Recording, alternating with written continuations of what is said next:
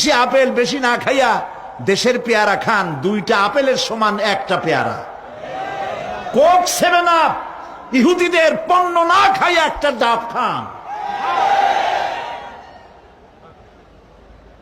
আর বড় সাইজের পাঙ্গাস না খাইয়া চেলা পুটি এগুলো খান, কি হবে?